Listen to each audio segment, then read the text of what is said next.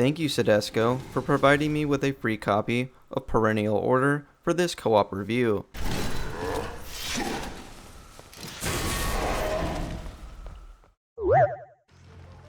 Leave a like and subscribe if you find this review helpful. Perennial Order features two game modes that can be played in two-player co-op, either locally or online, with cross-play support.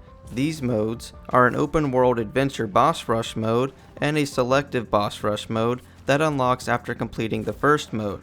This review will focus on the open-world experience. All of the game's content can be played with a friend from start to finish, and you can switch to solo play at any time. Story progress is tied to the host, so online co-op partners won't progress their own story.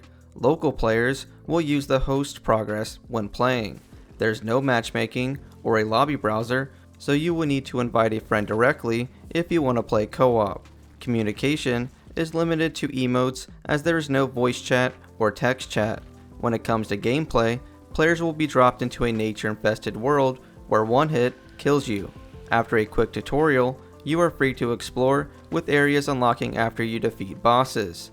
In total, you will have 15 bosses to defeat, each providing a very unique experience. Both players will need to die for a boss attempt to be over. Upon death, you will respawn right next to where the boss is, so you don't need to worry about running back and forth.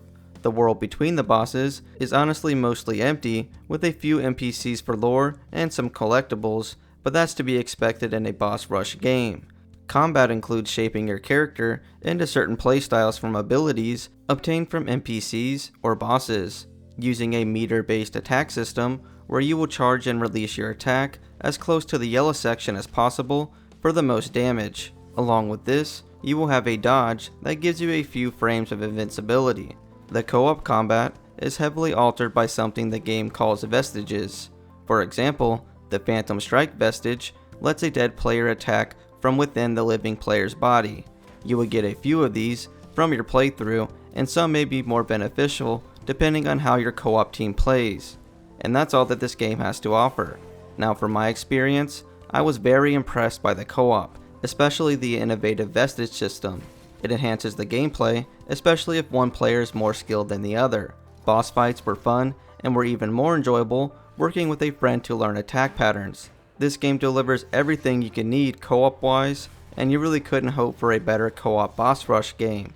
Overall, Perennial Order offers an innovative co-op experience that is easily one of the best in the genre. And that'll do it for this review. Comment below if you have any questions, and I will try to help.